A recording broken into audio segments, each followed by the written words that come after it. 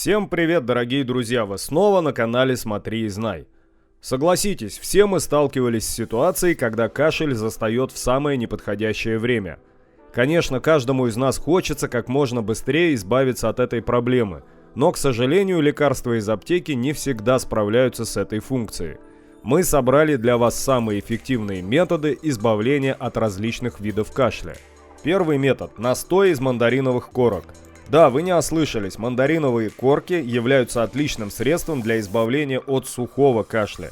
Для лечения сухого кашля часто применяется настой, приготовленный на основе мандариновых корочек. Такое средство является очень эффективным для разжижения и выведения мокроты из легких. Для приготовления нам потребуется кожуру одного мандарина залить стаканом водки и настаивать в течение 7 дней в темном сухом месте. После этого готовый настой необходимо употреблять по 2 столовые ложки 3 раза в день перед приемом пищи. Второй метод – лекарство из листьев денежного дерева. Денежное дерево является очень хорошим средством при болезнях горла. Для приготовления такого лекарства нужно будет срезать 10 листиков толстянки и выдавить из них сок. Полученную жидкость смешать со стаканом воды. Полученным раствором нужно полоскать горло 3 раза в день, но ни в коем случае его не глотать. Также при таком частом заболевании, как полипоз, раствор из листьев денежного дерева способен облегчить симптомы.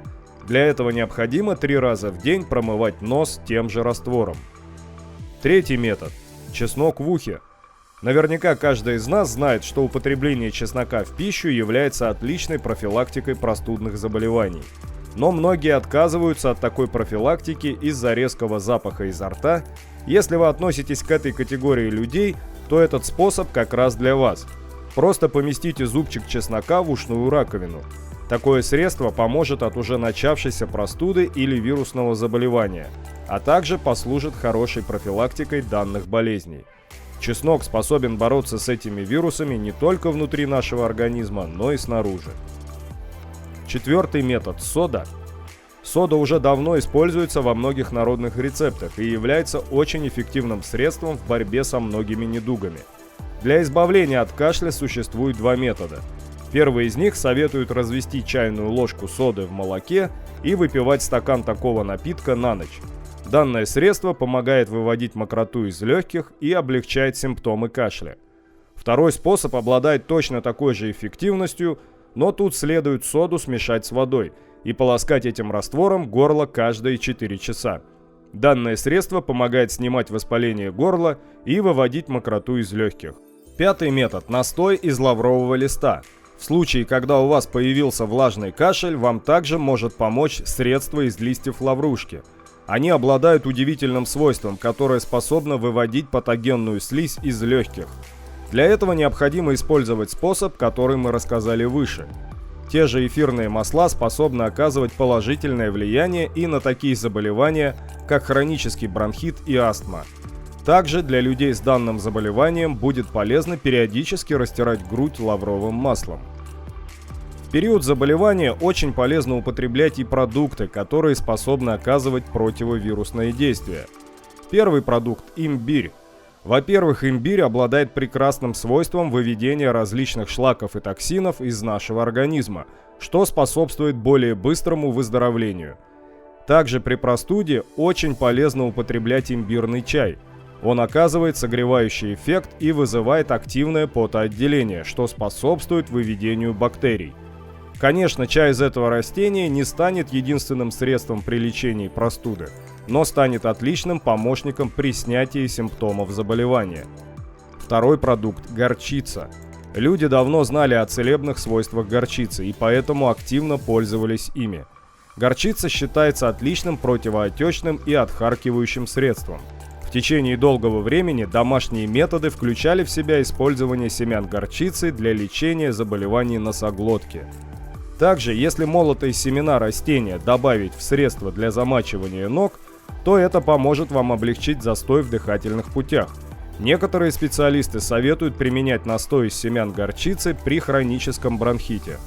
Во время приступа астмы попробуйте массировать смесь камфоры и горчичного масла.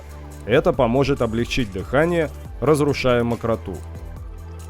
Третий продукт – киви. В ходе различных экспериментов ученые пришли к выводу, что регулярное употребление зеленой ягоды способно сокращать частоту и длительность простудных заболеваний, а также гриппа. Исследования, направленные на другие полезные свойства фрукта, показали, что киви оказывает сильное влияние на содержание витамина С в плазме и мышцах. Оптимальный уровень этого витамина должен составлять примерно 200 мг в сутки, а такой объем содержится всего в 2 фруктах. Витамин С воздействует на многие функции нашего организма с очень положительной стороны.